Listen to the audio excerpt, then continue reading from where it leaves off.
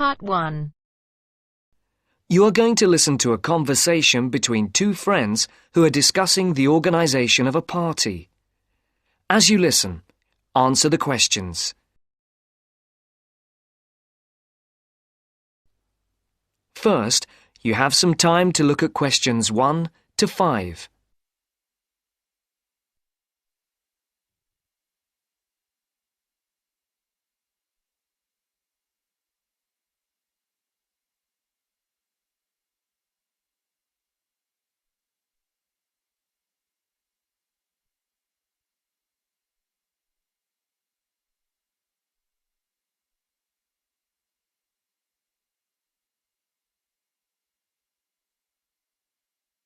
Now the test will begin. You should answer the questions as you listen, because you will not hear the recording a second time.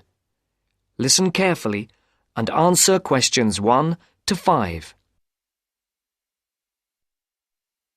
Hi, Matt. Right on time. Have you been waiting long? 5 minutes. The buses were held up on the high street. Otherwise, I would have been early. Yeah, there's something wrong with them today. Yes, I think so. OK, what shall we do? Shall we go and have a coffee? Yeah, that would be nice. There's that place on the corner over there.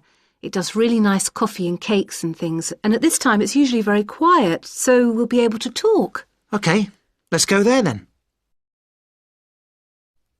So, when's the party going to be?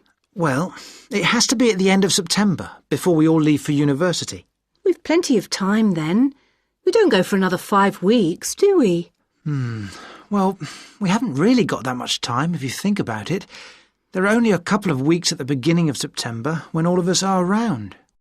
Oh, yes, I forgot. Nazrin, Phil and Nikki and all that lot have gone off on holiday. And I'm away for 2 weeks from tomorrow. So, what does that leave us then? As far as I know, we're all here between the 19th and the 30th of September. Will Sandra be around then? I know that she has a whole string of family birthdays at that time, and she might not be available. Well, let's make a note of that, and we can contact her about it. OK. Shall we settle for the 21st of September then? What day is the 21st? It's a Saturday. Is that OK? That's fine. Before the conversation continues, look at questions 6 to 10.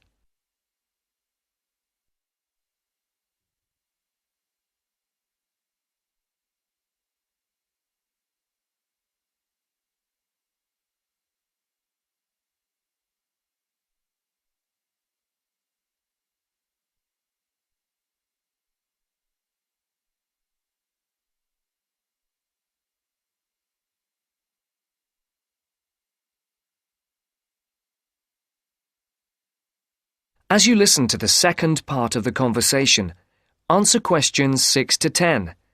For these questions, there are 3 alternatives, A, B, and C. Decide which alternative is the most suitable answer and circle the correct letter. And now for the tricky bit. Where are we going to hold it? Well, I spoke to Nikki last week and she volunteered her place as they have a huge house and garden. Oh, fantastic. Will her parents be around? Yeah, I think so, but she said they won't mind. Oh, right. Well, my parents wouldn't like it at all. Nor mine. But is it definite? Yes. When I spoke to her, she said it was definitely on. I'll just have to confirm the dates with her. We thought it would be one weekend in September, so I'll just have to make sure that that one is okay. One thing Nikki suggested, we could have a daytime party, as we could be outside if the weather is fine. Oh, wow. How far out does she live? It's not that far. Do you know where West Road crosses the bridge? Yeah. It's the first house on the right, with that huge drive up to the front door. Oh, right. I know exactly where it is. The road is off the A33 and runs north, then over the bridge and first on the right. I know it. Oh, the place is amazing. You know it has a big swimming pool. Does everyone know where she lives? Most of her friends do, but not all. But it doesn't matter, as we can put this map Nikki sent me in with the invitation. How shall we do the invitation? We can do it on the computer. I can scan the map and we'll put it all onto an A4 page. Is this the address? Can I just write the address down? It's 93 West Road, and I'll take the phone number. It's 477130. Right. There's one other thing. Yes? We're all giving £10 towards refreshments and food. There'll probably be a barbecue.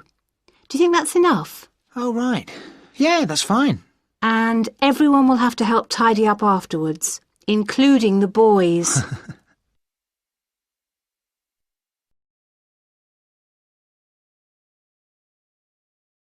That is the end of part 1. You now have half a minute to check your answers.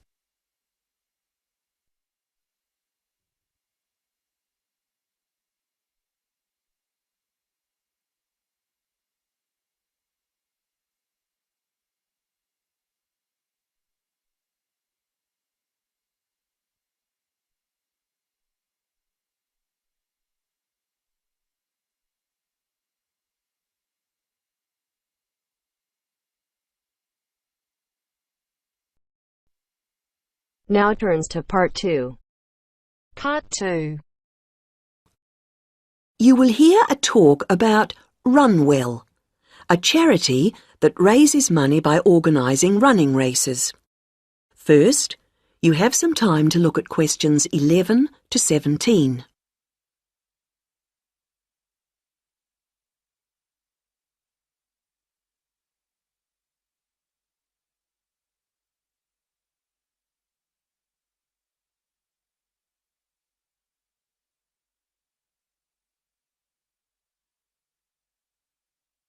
Now listen to the first part of the talk and answer questions 11 to 17. I'm very pleased to have this opportunity to tell you something about the Runwell charity and the work we do. I'll give a brief overview of what we do, and I hope you may be able to help, and then there'll be time for questions at the end.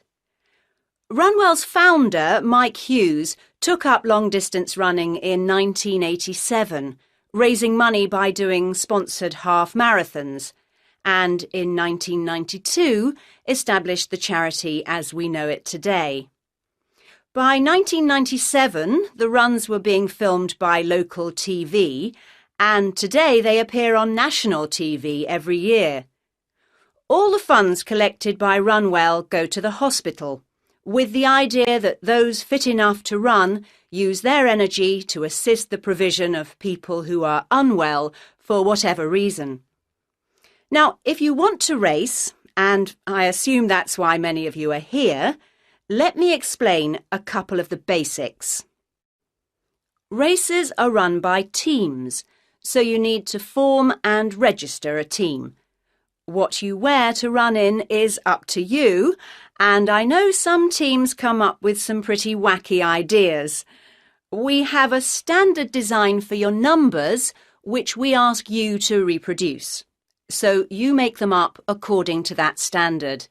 We don't want to spend valuable funds on doing that ourselves. Now, the race is run as a kind of relay, so while you won't actually compete side by side, we do recommend that you train as a group. This helps to optimise performance and build team spirit. It will also give you a fair idea of how much you need to eat and drink over the race distance. This is clearly essential for an effective performance, so please make sure you come along to the race with sufficient food and drink. Again, we don't spend money on providing that, but you do need to keep yourself going for the 20-kilometre course. The course goes through the town, then out through Highfield Park, concluding in the main square, where the applauding spectators will be ready to greet you. There are many different prizes, including oldest runner, youngest runner, team with the most sponsorship, team with the best costume, That one's donated by Zoom Fashions.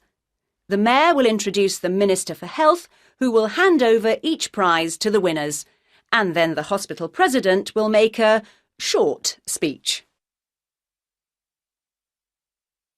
Before you hear the rest of the talk, you have some time to look at questions 18 to 20.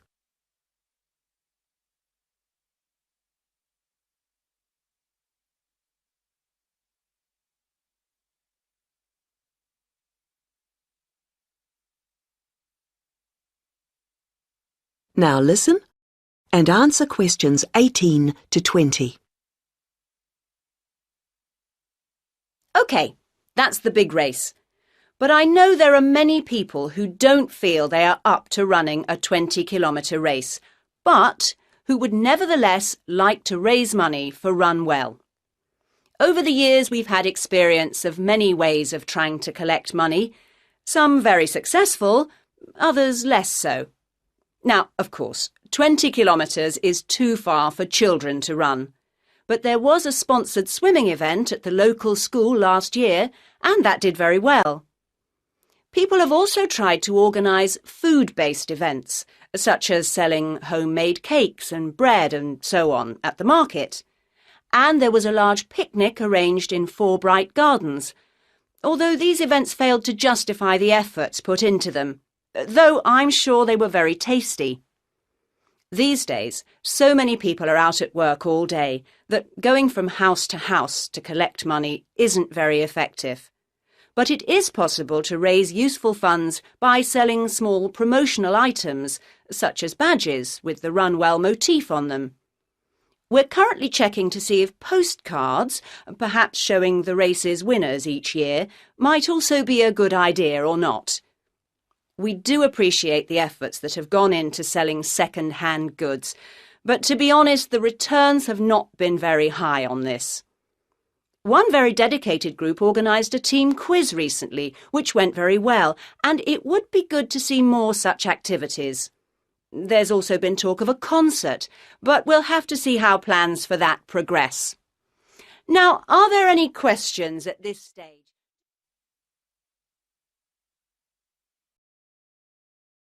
That is the end of part 2. You now have half a minute to check your answers.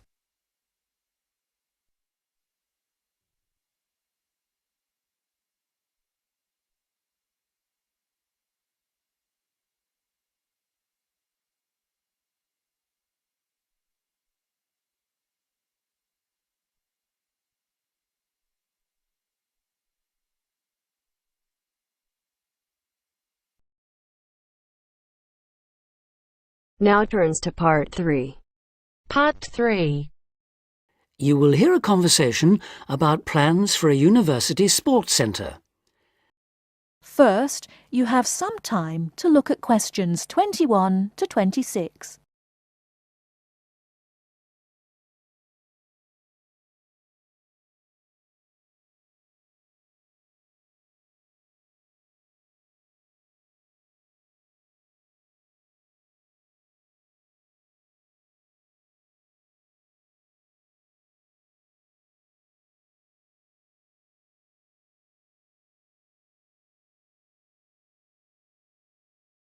Now listen carefully and answer questions 21 to 26. Before we go on to look at specific sports, let's think for a moment about the non-sports facilities we really need here. Things like better changing rooms and showers. Yes. If this really is going to be a state-of-the-art building, it'll need to have high-tech amenities, but also places for people to chill out after all the exercise they've been doing. Somewhere they can meet up for a drink or whatever afterwards is essential in a place like this. But what else? How about a sauna? Those who use them say it's the perfect way to relax after you've trained. The trouble is, though, that there's a debate going on about how safe they are. Some say it's risky to be exposed to all that heat before or after strenuous exercise, which of course is exactly when people in sports centres want to use them. There have also been problems with people overusing them to sweat off weight. So, to avoid any possible dangers, I don't think I'd include them on my list. Talking of dangers, I wonder whether we ought to have some sort of facility where minor injuries like cuts and bruises and sprains can be treated. Maybe. It would seem to make sense with all the mishaps that are bound to occur when you have so many people running and jumping about and so on. Ah, hold on though. Isn't the new medical centre going to be built right opposite? Yes, it is. It should be finished by the end of next year. Then there's no point, is there? Anyone who gets hurt can go over there, where there'll be much better treatment than anything we could offer on site. Yes, I can see that. What we should provide, though, is a facility with full-time physiotherapists for everybody on the campus, that is. As well as treating people, they could work on prevention of things like muscle tears and strains. Right.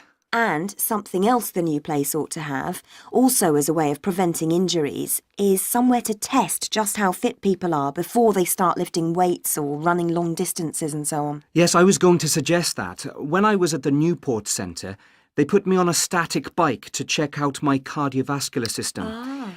Then they worked out how much body fat I had. All of it valuable information telling you exactly what shape you're in.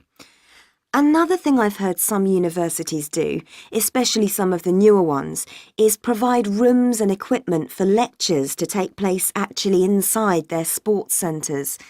How do you feel about that? Well, as it happens, I've got first-hand experience of that too.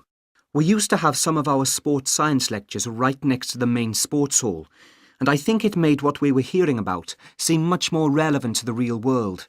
So, in that respect, I definitely think it's a good idea, yes. I can see that, though my own feeling is that we need to have more concrete reasons.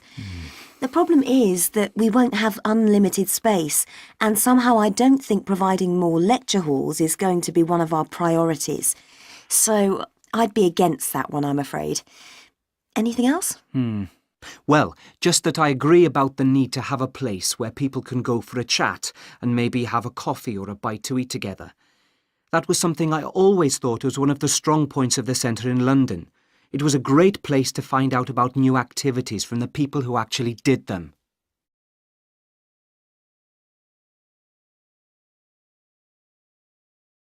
Before you hear the rest of the talk, you have some time to look at questions 27 to 30.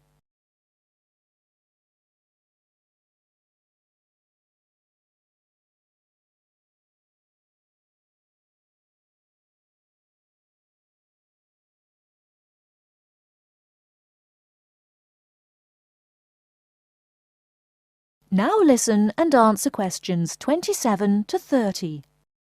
So what about the main sports facilities themselves? What do we need? Well, we don't need a rugby pitch because there's already one on the campus. The same's true of table tennis, really. Most of the halls of residence for students have their own tables, so there's no point in using precious space here for any more. Agreed. Something none of them have, though, is any sort of pool. A lot of students have complained about this, saying they have to take a bus downtown if they want to go for a swim. Yes, that's definitely one for this place. Perhaps a jacuzzi too. That would be nice, wouldn't it? It would. Perhaps next to the squash courts, just down there to the right. They are very popular, by the way. I think we should have a couple more here, don't you? Absolutely.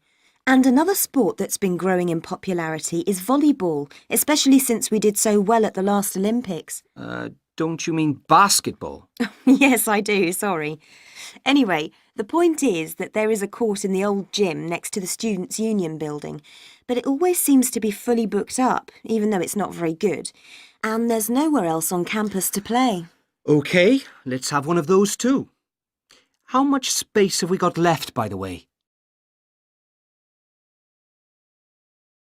That is the end of part 3. You now have half a minute to check your answers.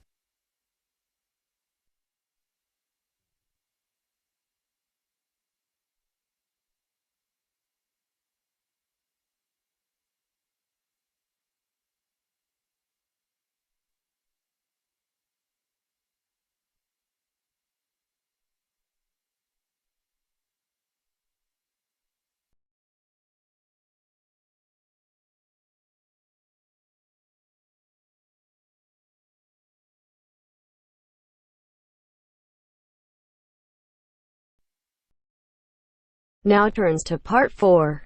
Part 4. You are going to hear a conversation between two students. They are talking about the English bars.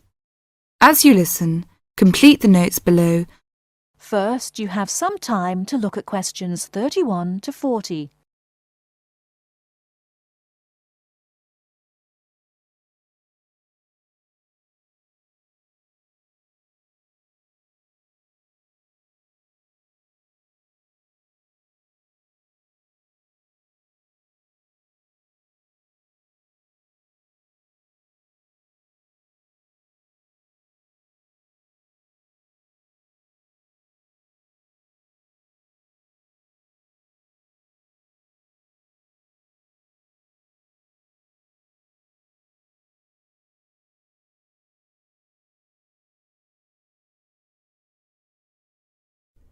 Now, listen carefully and answer questions 31 to 40. Kevin, could you tell me something about the bars? I have never been to a bar. You see, Steve, my classmate, has invited me to go to a bar tonight. I see. You know, the word bar means a room in a pub. We say the bar when we mean the part of that room where drinks are kept. Soon after you go into the pub, you'll realize that nobody comes to the tables to take orders or money. Instead, customers go to the bar to buy their drinks. I see. People will go to the bar directly to get their drinks and don't wait for someone to come to take their orders. That's right. People don't queue at the bar, but they do wait till it's their turn. Oh, how do I pay? I mean, do I pay directly after I get the drink? Or do I have to wait till I'm ready to leave like I do in a restaurant? It's not the custom to pay for all your drinks when you're ready to leave. Instead, you pay at the bar each time you get drinks. It helps if you're ready to pay as soon as you're served, and you'll notice that many people wait with their money in their hands. I see. Do I have to give a tip? No, it's not the custom to give a tip. It's very common for friends to buy their drinks together in rounds. This means that each person takes a turn to buy drinks for everybody in the group. It's faster and easier, both for you and for the person serving, if drinks are bought in this way. Naturally, you don't have to have a drink in each round if you don't want one. That's interesting. When you're looking for somewhere to sit, remember that people have to leave their seats to get drinks, etc. So an empty seat may not in fact be available to you. If you're not sure whether a seat is free, ask someone sitting near it. When it's time for another drink, people usually take their glasses back to the bar to be filled again. If you're leaving, the friendly thing to do is to take your glasses back to the bar, thank the person who's been serving you, and say goodbye or goodnight. Thank you, Kevin. This helps me a lot. By the way, what kind of drinks are available in pubs? Well, you can get both alcoholic and non-alcoholic. Beside alcoholic drinks, such as beer and wine, there is cider, which is made from apples, usually sold in bottles, port, a type of thick sweet wine from Portugal, sherry, which is a type of wine from Spain, and spirits. These are a kind of strong alcoholic drinks such as whiskey and brandy. What about non-alcoholic? I don't drink alcohol. Well, they offer all kinds of fruit juices, such as orange and tomato.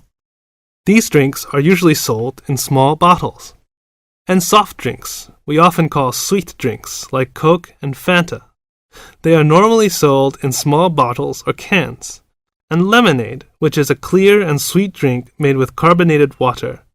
They also serve cordials. What are cordials? Cordials are strong and sweet drinks tasting of fruit, such as lime cordial, black currant cordial. They are often added to other drinks or drunk with water. I don't like sweet drinks. Are there any other non-alcoholic drinks? Yes, mineral water, but it's not available in all pubs. Kevin, one more question. What is VAT? I saw this on most goods in Britain. Well, VAT stands for Value Added Tax.